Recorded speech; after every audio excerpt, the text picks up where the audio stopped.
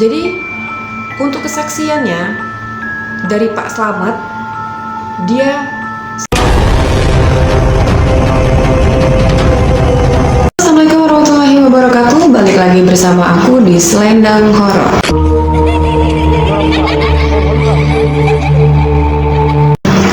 Apa kabar kalian semua guys? Semoga sehat selalu ya. Nah, jadi semoga kita selalu dalam lindungan Allah Subhanahu wa Ta'ala. Nah, untuk di part satunya kita sudah bahas tentang suster tanpa kepala ya. Nah, kita akan bahas sampai selesai sedetail yang aku bisa. Simak dan tonton videonya sampai habis. Jangan lupa di like, subscribe, komen, dan share-nya. Sekarang kita masuk lebih dalam ke ruangan jenazah yang satpam pun dia tidak berani untuk masuk ke dalam guys. Kalau ke ruangan itu lewat dari jam 10, Pak satpamnya nggak berani masuk lagi. Ini dia ruang jenazah di RSUD. Katanya mayat di sini sering berpindah-pindah guys di RSUD ini. Pindah tempat sendiri. Ruang jenazah ini tepatnya ada di lantai paling bawah di RSUD. Paling pojok isinya di situ ada 4 laci jenazah.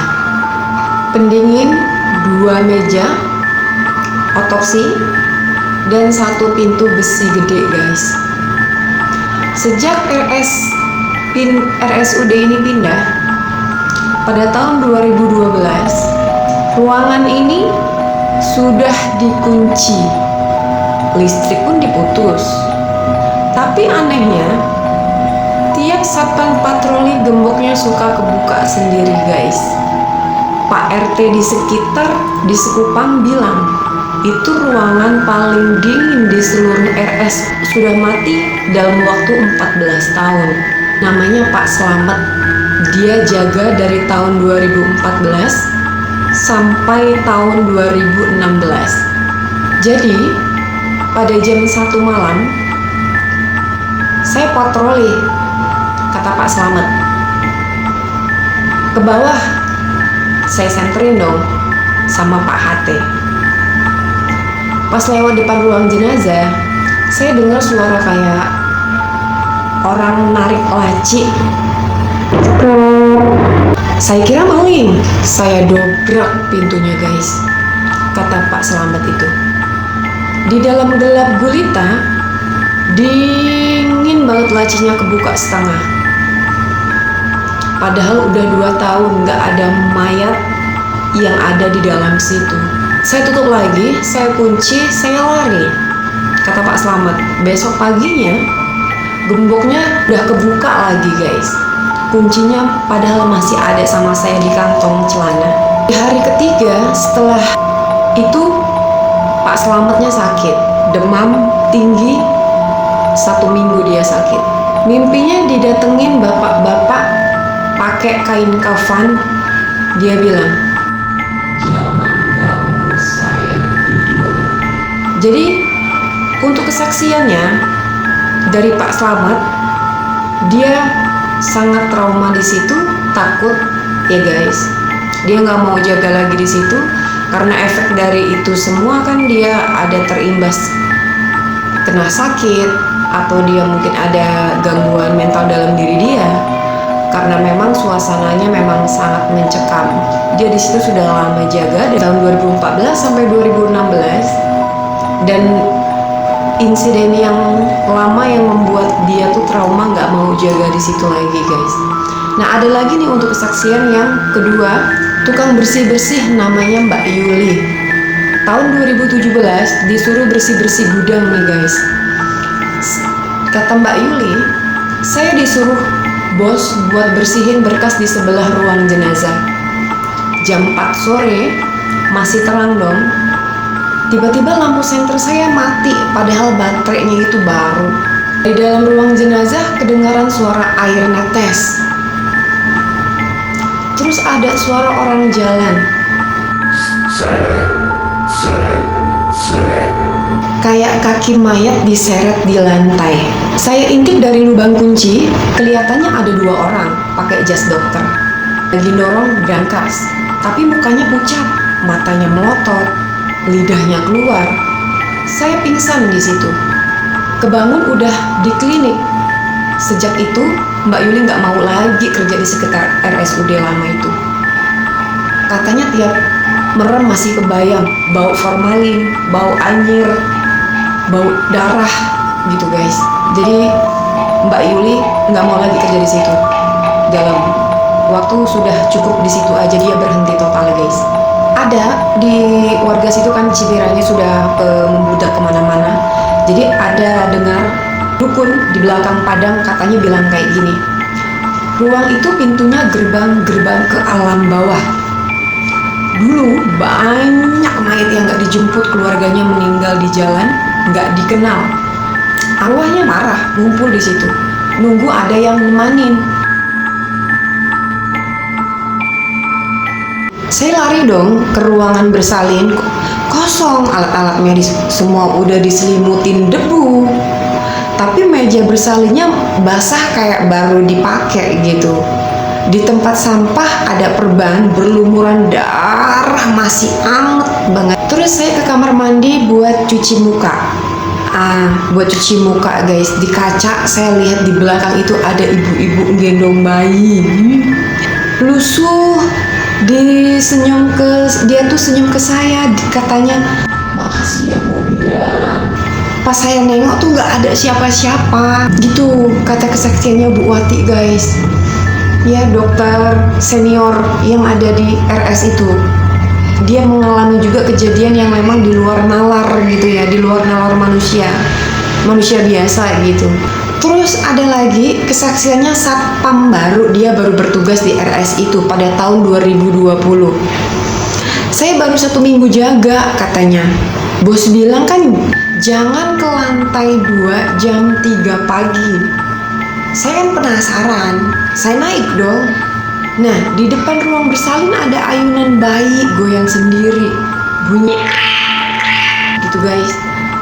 Terus dari dalam kedengaran suara. Dedeknya nangis. Saya intip di dalam ada 3 ranjang. Keranjang di tengah ada ibu yang melahirkan.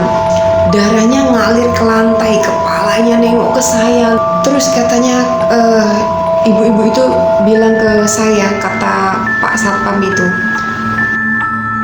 tolong bilangnya mana. Saya lari turun, jatuh di tangga, kaki saya patah. Saya dari situ nggak mau naik lagi, katanya kesaksiannya Bapak Satpam yang baru jaga di situ. Ada kesaksian yang terakhir ya, di tahun 2023 kan ada satu tim YouTube yang mau uji nyali di dalam RS lama itu. Pada tahun 2023 tim YouTube itu mau uji nyali di dalam. Terus mereka masuk itu jam 12 malam, bawa 4 orang plus kamera, 15 menit aja amannya. Jam 3 lewat 3 menit, kamera 1 mati sendiri, baterainya full, terus kamera kedua ngerekam sendiri, ke lorong kosong itu lorongnya guys. Pas diputer ada bayangan putih jalan. Anggota dengar ada yang manggil namanya di ruangan jenazah 3 kali. Itu anggota ke-1 yang dengar guys, sautan memanggil 3 kali itu anggota ke-1. Terus anggota kedua dia kan ngerekam kamera itu sendiri jalan kayak berputar gitu guys, kameranya kan muter sendiri ya. Jadi kalau kayak dari anggota kedua itu kesurupannya di ruang bersalin itu malahan ngomong itu pakai bahasa aneh, katanya kayak gini, anak saya mana. Mereka lari terbirit-birit semua, nggak ada yang berani balik lagi ke RS lama itu. Jadi RSUD ini gedungnya sudah ditutup pada tahun 2026 ini, sudah tidak beroperasi lagi. Tapi menurut warga di situ aktivitas terus yang ada di dalam rumah sakit itu masih berjalan, padahal nggak ada orang. Dari depan aja sudah ditumbuhin ilalang gitu. Ya sudah betul-betul gedung kosong yang nggak kepake kalau dari luar. Tapi kalau orang memperhatikan ya, atau dia lagi ada pikiran atau memang yang dia lewat di situ, itu selalu ada interaksi dari dalam rumah sakit itu. Interaksi yang bikin orang itu nggak mau balik, bahkan nggak mau lewat situ lagi gitu. Karena Suster Rina aja masih jaga di lantai 3 kan guys. Ruangan jenazah itu masih nunggu ada yang ngejemput gitu. Ibu-ibu di ruang bersalin juga masih nunggu bidan. Percaya atau nggak percaya ya itu balik lagi ke kalian semua. Tapi kalau lewat di RSUD jam 12 malam sih menurut saya bawa ramai-ramai lah, jangan sendirian ya, karena takutnya nanti ada terjadi yang di luar nalar yang mungkin kalian akan mengganggu mental kalian semua gitu. Dan kalau dilihat pas lagi lewat situ jam 12 malam ada lampu nyala di bagian atas ya, lantai 2 atau lantai 3 yang ada di RS itu. Udah biarin aja, jangan disamperin. Itu bukan PLN, itu bukan orang lembur, itu bukan orang kerja, karena di situ memang udah pure kosong, gedungnya nggak dipakai lagi. Nah jadi kalau kalian berjalan harus hati-hati guys ya, lihat kanan, lihat kiri, utamakan keselamatan, baca bismillah dulu, baca menurut kepercayaan kalian masing-masing ya. Berdoa sebelum melakukan aktivitas karena itu untuk melindungi kita ya, karena kalau kita sudah berdoa kita dapat perlindungan dari Tuhan, dari Allah Subhanahu wa taala. Ya, semoga kita semua selalu dalam lindungan Allah, sehat selalu, dan terima kasih banyak yang sudah menonton cerita aku. Jangan lupa di like, subscribe, komen, dan share-nya. Semoga kita semua jadi manusia yang bermanfaat ya buat sesama, dan semoga kita juga dijauhkan dari segala mara bahaya. Terima kasih, see you next time ya dalam video berikutnya. Jangan lupa di subscribe, like, komen, dan share-nya. Thank you, bye bye, terima kasih.